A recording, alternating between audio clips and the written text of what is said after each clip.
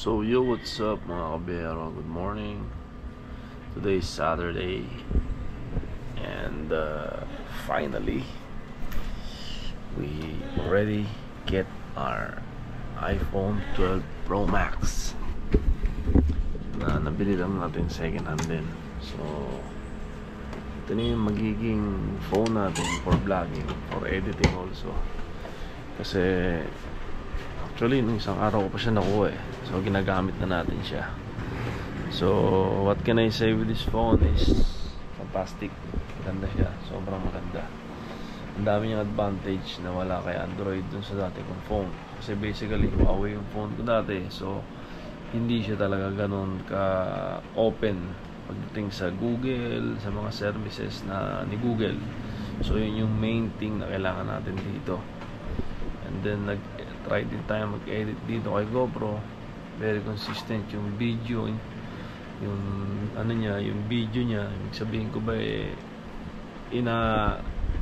well informed ka pag naggamit ka ng iPhone. Pag sa iPhone ka nag-edit gamit ang GoPro, I think any action cam, ini-specify ni iPhone kung ano yung recording na ginamit. For example, kung 5K siya, basta coming through quick up direct to the phone, lalabas siya na 5K resolution. Pero once na edit mo siya sa quick up from GoPro camera, for example, nag-video ka 5K, then nag-edit ka sa make edit sa quick up, hindi siya magiging 5K.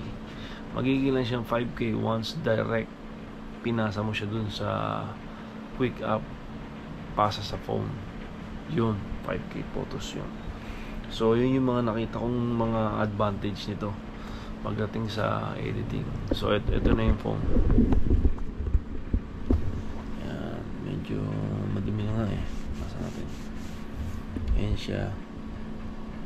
Mura lang bili natin dito. Nabili natin to sa sa isang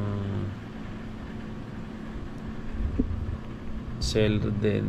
Actually, hindi siya seller eh. Ang ganda. Hindi siya seller. Kumbaga 256 lang yung binili natin. Ito yung box niya. Complete siya. Nga lang, wala siyang nagbigay rin siya ng charger. Ito na yung charger na binigay niya sa amin.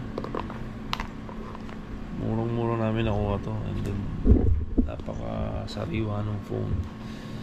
Hindi niya ginagamit na kasi nag-iPhone 16 Pro Max na siya. So, yun lang mga kabero ang update natin dito para sa ating new phone. Ngayon, pag-aaralan pa natin to kung ano yung mga naka-iPhone. Though dating iPhone user na tayo, then yung mga security siguro nito yung masasabi kong isang advantage nito. Dahil kagaya nga ng kay Apple, ang pinagkaiba niya sa Android is meron siyang sariling OS. So maganda yung ecosystem niya. So pag-aaralan pa natin to. Alright mga kabero. So yun lang ang vlog ko sa inyo for the sa YouTube natin. Mag-update ako sa inyo dito kung ano yung mga madidiscover ko. Peace.